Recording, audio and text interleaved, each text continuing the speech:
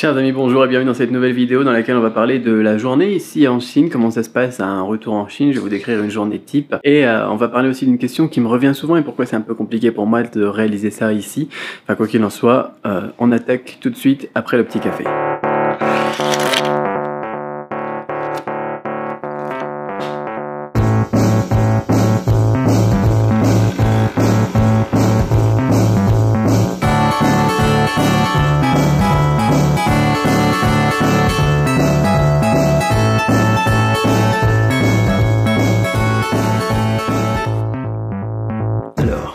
Alors parlons d'une journée type de Cédric Beau quand il est en Chine. Donc ça commence généralement comme ça par un réveil assez tôt le matin, un petit déjeuner très léger, enfin ça va être très léger, ça dépend pour qui en fait c'est sûr. Donc après le café, le petit déjeuner généralement c'est des nouilles au bœuf ou des trucs comme ça. Donc c'est pour ça que je dis très léger, enfin ça y est, un petit déjeuner quoi, non plus il y a pas beaucoup de choses et on s'en met pas plein la panse, mais c'est quand même suffisamment copieux pour tenir toute la matinée. Ensuite on essaye de faire du sport. Voilà, je vous recommande moi aussi de faire du sport régulièrement, c'est bon pour la santé. Donc se lever tôt c'est toujours bon aussi pour la santé aussi. Se lever en fait c'est pas vraiment se lever tôt, hein, c'est vraiment être avec le rythme du soleil, je me sens mieux moi. Donc je sais pas si c'est, enfin je suppose que c'est naturel, après je suppose que les animaux sont faits comme ça et que comme on est des animaux c'est pareil. Ensuite du sport, alors aujourd'hui je suis allé jouer à la toupie.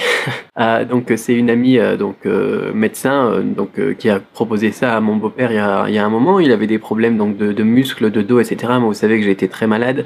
Enfin vous savez peut-être pas, j'en sais rien, en octobre 2017 et que ça fait depuis que je suis quasiment tous les jours, presque tous les jours en fait, hein, jusqu'à 3 fois, 4 fois, 5 fois, 7 fois par semaine à l'hôpital quand j'étais en Thaïlande. Bon, c'était un petit peu dur, ça a été très très dur. On s'est fait des frayeurs mais ça va.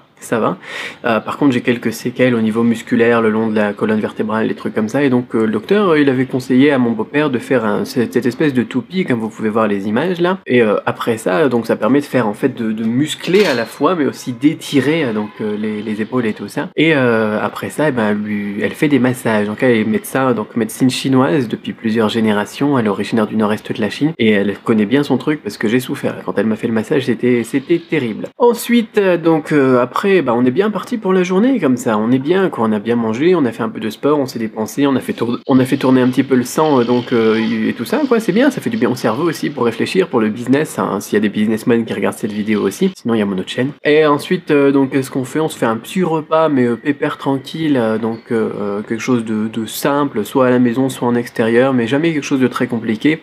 C'est souvent le soir les repas en famille et entre amis, donc les trucs un petit peu plus festifs. L'après-midi en Chine généralement je le passe à travailler, parfois on fait une petite sieste, surtout quand il fait chaud. Là il fait pas trop chaud, on n'a pas fait de sieste sauf les enfants. Qu'est-ce qu'on fait d'autre ensuite? Généralement voilà, quand on arrive vers 17h, c'est là où les grandes sorties avec les amis arrivent, on se fait des grands repas avec pas mal de bouffe partout sur la table, comme vous pouvez voir donc là aussi les images, et ensuite on enchaîne donc généralement aussi les verres de saké chinois, l'alcool blanc à 53 degrés.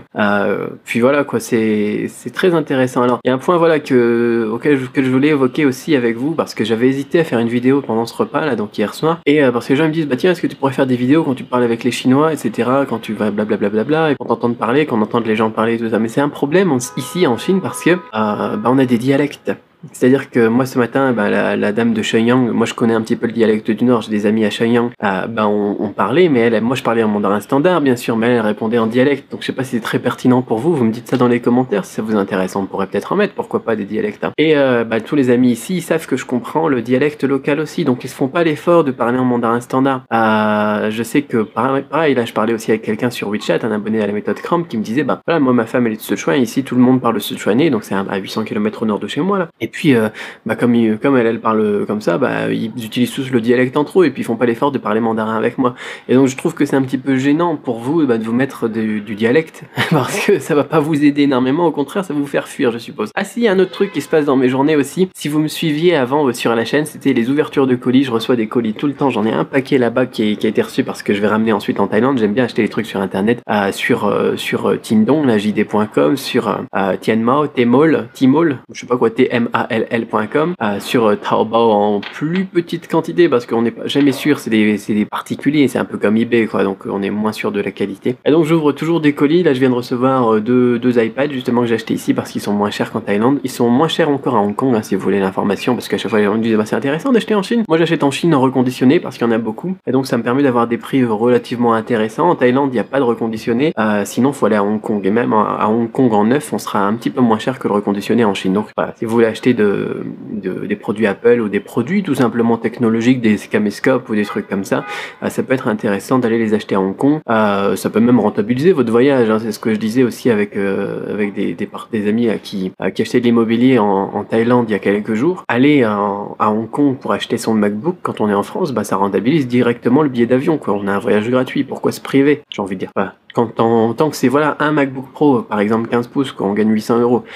Pourquoi l'acheter en France, j'ai envie de dire. Et comme c'est de l'utilisation personnelle, la douane elle laisse passer si c'est juste pour un, donc ça vaut payer un billet d'avion, pourquoi se priver. Donc voilà, j'ai les ouvertures de colis, là j'ai mes iPads, on peut les ouvrir si vous voulez. J'ai un iPad 4, je crois que ça s'appelle ça, un iPad 4 et un iPad Pro, donc que je vais utiliser pour le business, pour le travail, pour répondre aux emails, pour faire des vidéos, des formations, etc. Et vous parler aussi donc de chinois. D'ailleurs, je crois qu'il n'y a rien à voir avec la vidéo d'aujourd'hui, mais je prépare aussi des trucs sur la grammaire. J'ai envie de reparler un petit peu de grammaire chinoise, de recommencer les vidéos sur le chinois au niveau de la grammaire. Est-ce que vous avez des questions? Qu'est-ce qui vous bloque au niveau de la grammaire chinoise? Parce que je sais que je dis souvent que la grammaire chinoise c'est pas super complexe, étant donné qu'on n'a pas de genre, pas de nombre, pas de conjugaison, pas de déclinaison, rien du tout, mais on a quand même des structures grammaticales. On a surtout de la structure, de la syntaxe. Je sais pas comment est-ce qu'on appelle ça en français. Déjà, je perds mes mots. Moi, j'ai trop l'habitude de faire tout ça en anglais et en chinois.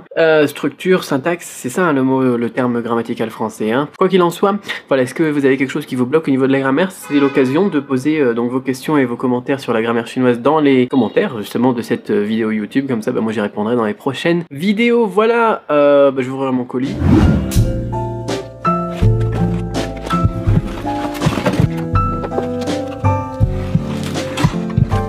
Alors ça c'est celui de ma femme, du coup je vais pas l'ouvrir. Je vais lui laisser le plaisir. Et ça c'est le mien. Je suis toujours comme un gamin moi quand j'ouvre les colis. Je sais pas pourquoi, mais j'aime bien aussi regarder les gens qui ouvrent les colis sur internet. Je sais pas si vous aimez, mais blague à part, c'est mon premier iPad. Hein, ça fait, les gens ils vont dire ouais c'est vrai qu'ils feront des iPhone 10 et des iPad Pro, mais toujours un petit peu de retard, sauf pour l'iPhone 10. J'avais acheté un iPad 2 à ma femme en 2013, 2015, je sais plus. Et moi j'en ai jamais utilisé. J'avais un Kindle Fire, mais je sais même pas comment ouvrir ce truc. C'est léger par contre, ça prend de la place mais c'est léger. Oh, il y a de la batterie. Voilà, donc je vais regarder ça après. Mais c'est un plaisir de réouvrir des colis avec vous sur cette chaîne. Je vous ferai une review si ça vous intéresse, c'est pas tellement chinois aussi, donc peut-être pas. Ensuite, voilà, comment est-ce que se passent mes journées, la fin de soirée généralement. Je la passe à travailler, c'est un peu moins sexy aussi, mais l'après-midi, généralement, je bosse sur mes business, sur l'import-export, sur le dropshipping, etc. Donc, dont je parle déjà sur mon autre chaîne, c'est pas intéressant. Et le soir aussi, le soir après être rentré, si j'ai pas trop bu, généralement, j'essaie de me maîtriser quand même, parce que l'abus d'alcool est dangereux pour la santé, c'est surtout désagréable le lendemain matin. Et ensuite, voilà, donc je travaille généralement, je suis rentré tard hier, il était minuit et quelques, j'en sais rien, 23h30. Et en plus j'ai eu des problèmes de VPN donc pour bosser ensuite. La censure sur internet ça par contre. Et donc voilà, ensuite généralement je travaille jusque 2h, 3h du matin et puis le lendemain matin on se relève assez tôt. Et puis on est reparti pour un tour. Voilà, tout ça pour vous dire, vous raconter ma vie et puis vous parler de grammaire. Répondez-moi dans les commentaires ici, parlez-moi un petit peu donc de ce qui vous intéresse de voir sur cette chaîne pour les jours à venir à l'intérieur donc de la Chine voilà, pendant que je suis là. Dites-moi ce que vous voulez voir au niveau culturel. Je vous emmènerai sûrement au karaoké, je vais vous emmener à Xi'an, ça c'est sûr. Je vais vous emmener alors demain je vais au cimetière, donc c'est pas forcément super gai, mais je vais vous emmener donc en voyage, je vais vous emmener voir un petit peu tout ce que je fais de toute façon. Le week-end prochain aussi on devrait faire un truc sympa, je vous emmènerai. Et puis voilà, dites-moi si vous, il y a des choses qui vous intéressent particulièrement au niveau culturel, donc la vie ici. Et surtout donc au niveau de la grammaire, où sont vos soucis? Voilà, c'est un plaisir de vous retrouver ici, vraiment. Ça fait plaisir de relancer les vidéos comme ça quotidiennes. À ciao, bonsoir. C'est dans les guignols ça, non?